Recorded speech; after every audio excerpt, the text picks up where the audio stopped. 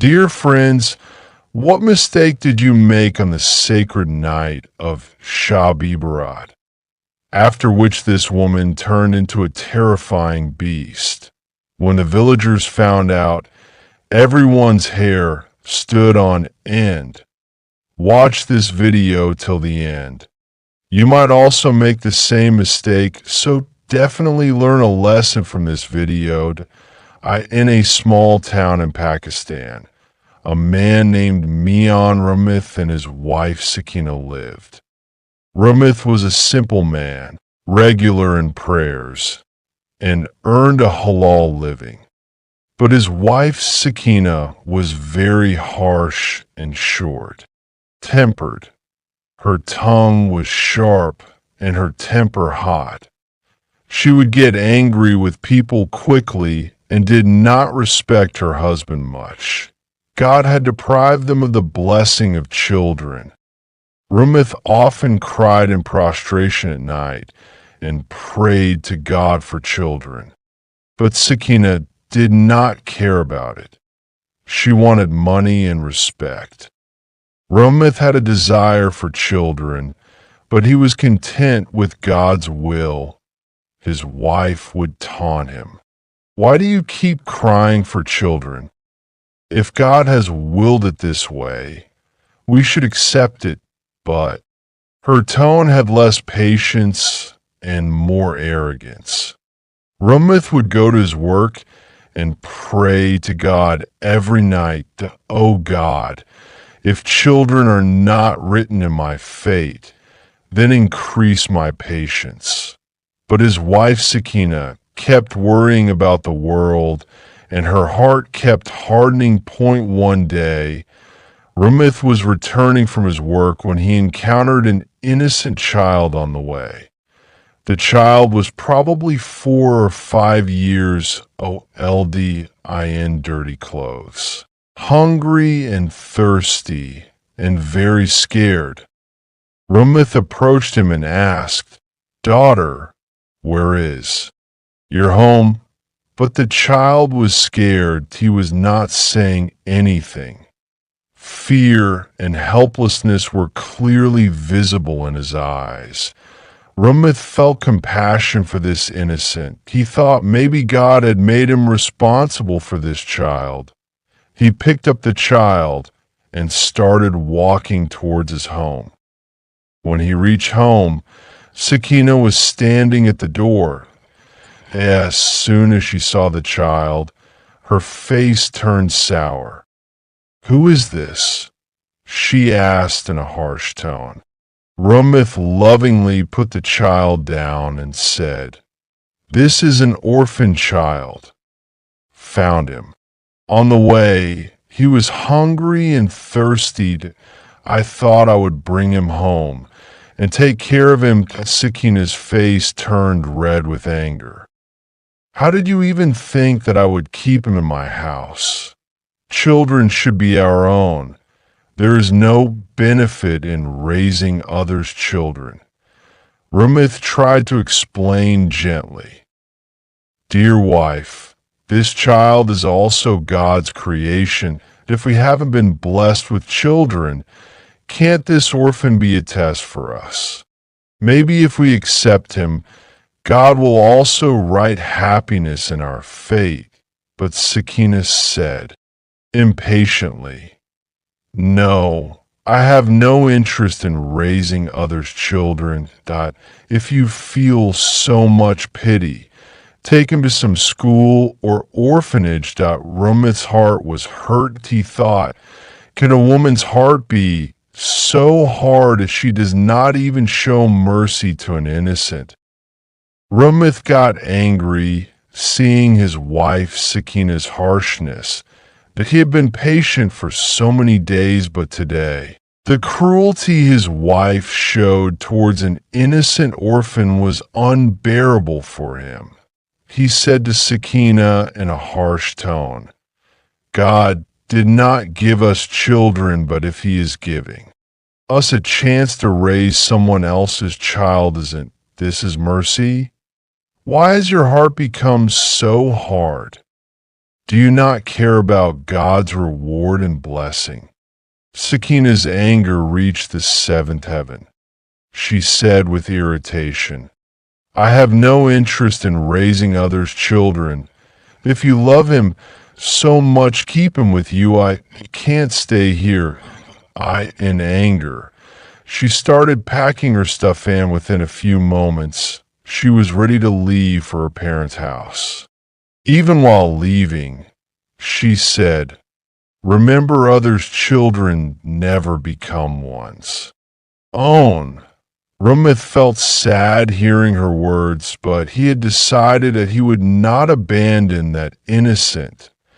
He picked up the child in his lap and lovingly said, Daughter, from now on, you are my daughter. I will take care of you as if you were my own child.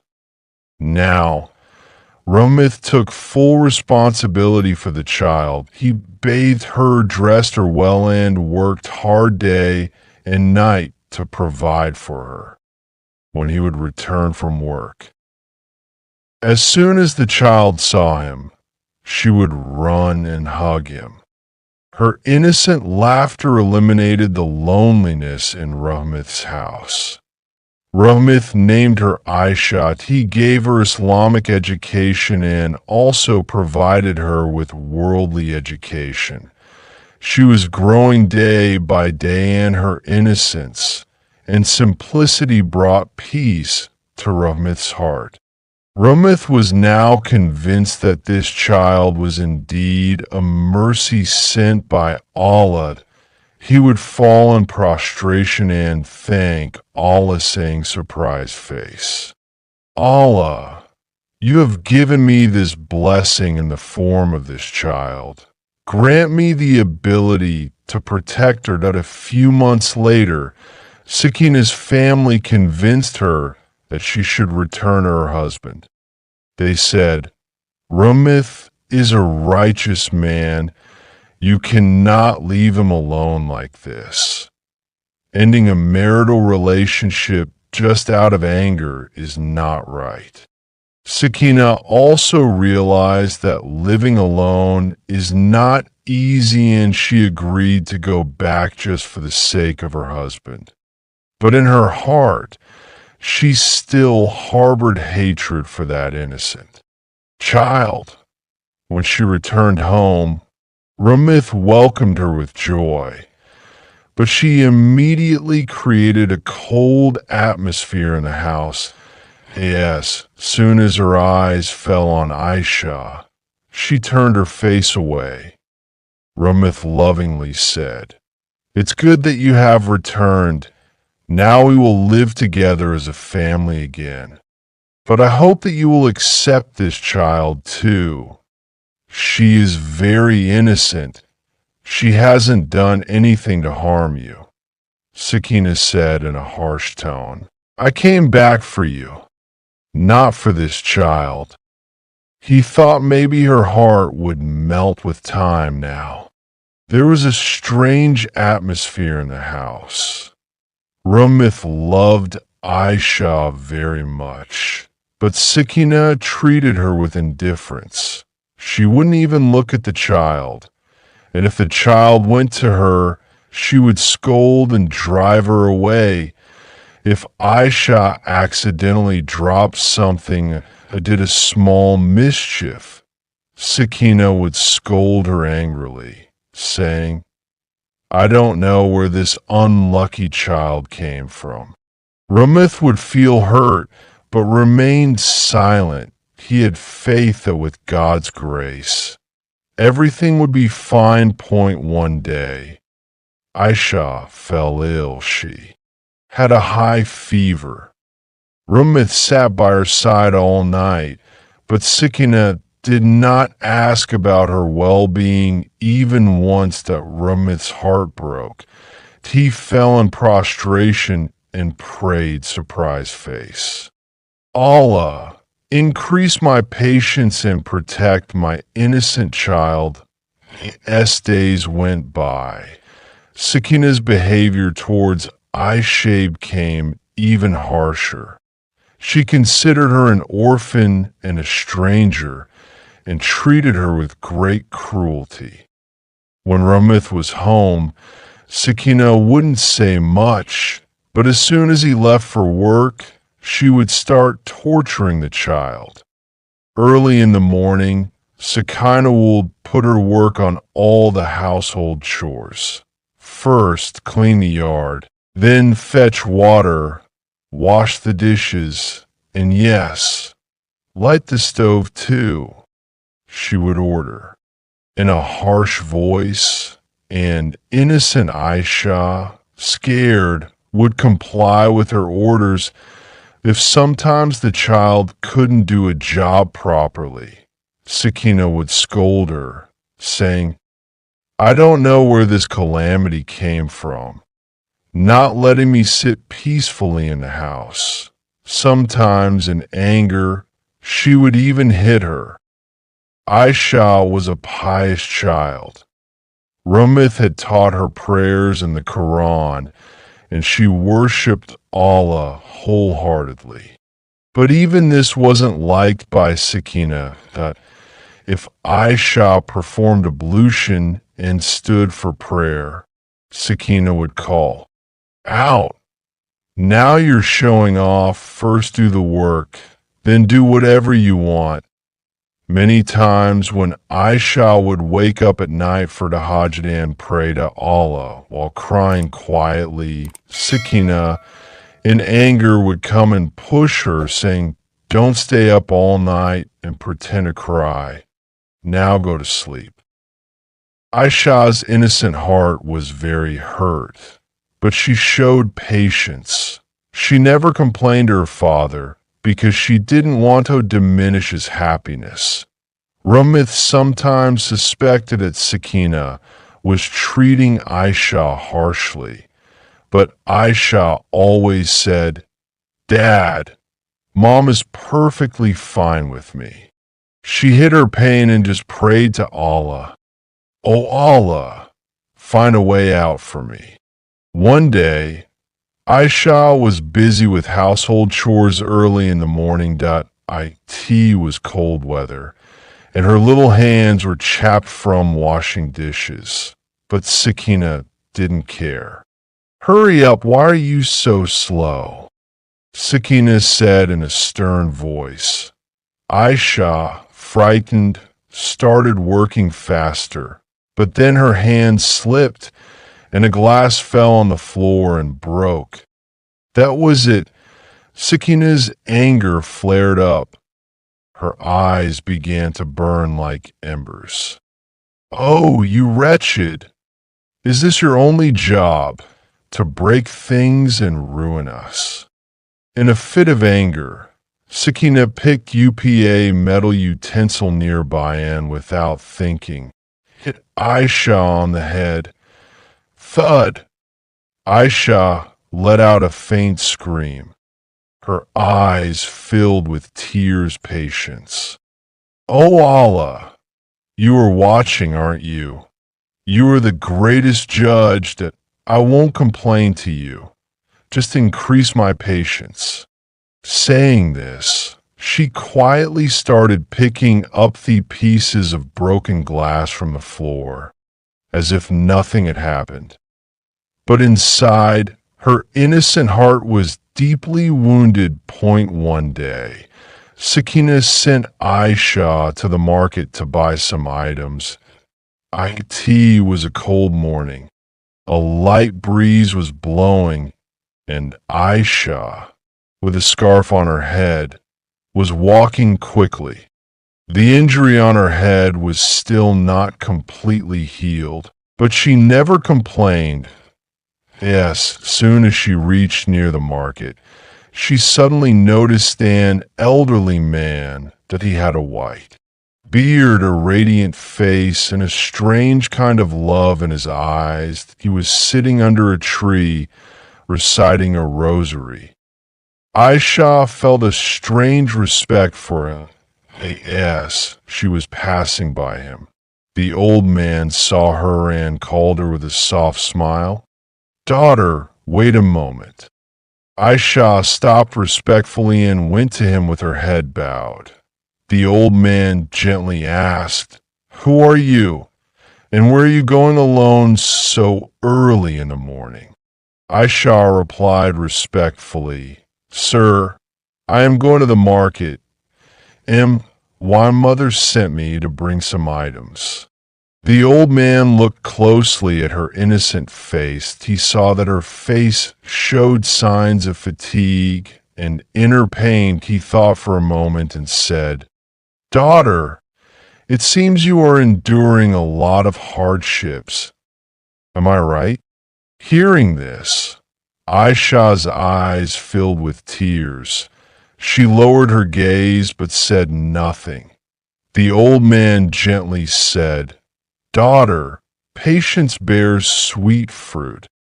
Allah loves his servants and tests them. But remember, Allah is never unjust. His mercy is very near. Just call upon him." Hearing this, Aisha's heart found peace that it felt as if someone was understanding her pain. The old man, while counting some beads on his rosary, said, "Daughter, if someone wrongs you, don't be afraid. Allah is the greatest judge. And yes, whenever you are in great pain, recite this prayer." Saying this, the old man placed a date in her palm and smiled. Aisha took his words to heart. She felt as if she had found something today that would ease her sorrows. It was the blessed night of Shab-e-Barat. The moon was spreading its light in the sky, and there was a strange peace in the atmosphere. It was the night when Allah forgives his servants, erases their sins, and opens the doors of mercy. Aisha also gave great importance to this night. She performed ablution and went to her small room and sat in a corner reciting the Holy Quran. Her voice was very sweet, and when she recited the verses, it felt like bringing peace to the heart. Allah's words are the medicine for every pain, she thought in her heart. But then Sakina's angry voice came from outside. "Where has Aisha gone? I told her to do some work, and she's sitting here showing off." Aisha got scared, but she said softly, "Mom, I'm coming a little while. It's Shab-e-Barat night. I am reading the Quran." As soon as Sakina heard this, her anger flared up even more. She came inside angrily. "You will read the Quran when I told you to do the work. First do that." There is no need to show off that Aisha's heart trembled. She respectfully knelt down and picked up the Holy Quran, pressing it to her chest. Tears started flowing from her eyes, but Sakina felt no mercy. In anger, she pushed Aisha and then started beating her mercilessly. "How many times have I told you not to ignore my orders? Outsider child, I don't know when you will leave this house." Aisha kept crying, but she didn't complain. She just wiped her tears with her scarf and said in her heart, "Oh Allah, you are seeing everything. I just need your support." It was the night of Shab-e-Barat. The entire city was engaged in worship, but this innocent child was being tormented. Even the moon in the sky seemed sad to see this cruelty. That same night, Aisha fell in prostration and prayed, "O Allah, increase my patience, but also grant me relief from this cruelty." It was the sacred night of Shab-e-Barat. The entire city was busy worshiping Allah, but Sakina was engrossed in her harshness and cruelty. The cruelty she had. inflicted upon innocent Aisha had reached the heavens. Aisha, with tearful eyes, called out to her Lord, "O Allah, justice is the greatest. You never tolerate the cruelty of the oppressors. If I am innocent, then hear my plea." The night was getting darker. Suddenly a strange incident occurred.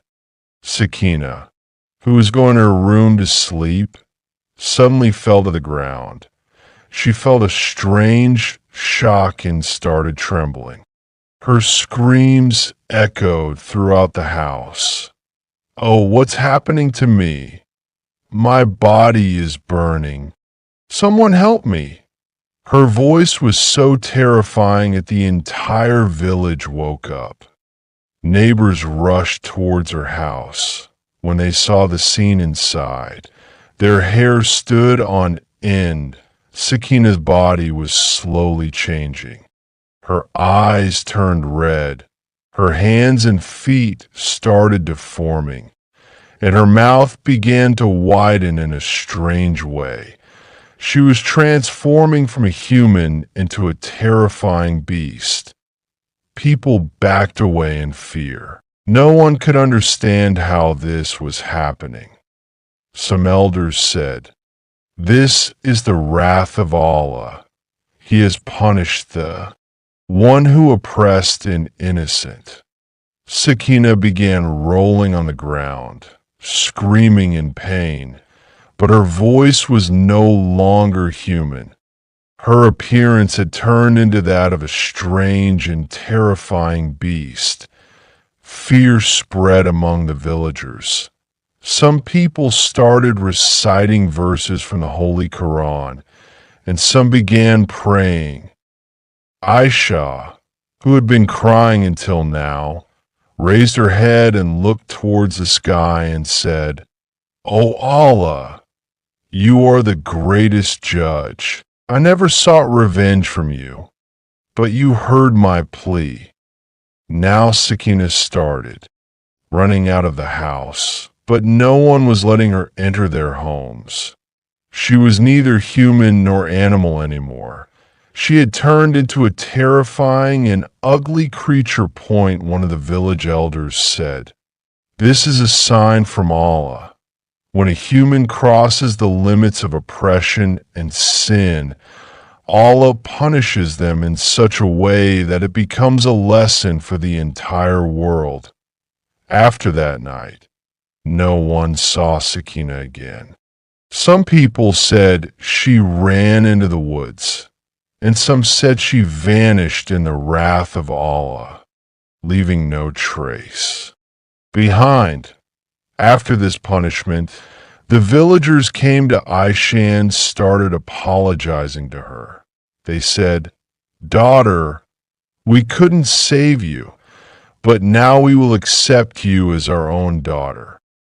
Rahmath, who loved his daughter immensely, hugged her and cried. He thanked Allah for protecting his innocent daughter. Aisha also fell in prostration and thanked Allah. "O Allah, you have given me such a great reward for my patience. You are the greatest judge." From that night, Aisha's life changed. Allah's mercy began to shower upon her, and the villagers honored and loved her. This incident became a lesson for the entire village. People would say, "Never oppress an innocent, or else Allah's wrath spares no one." And so, peace and mercy returned to Aisha's life. Dear friends, like this video and subscribe to the channel. Write Allahu Akbar in the comment box, and share the video with your family and friends so that they can also learn and gain a lesson.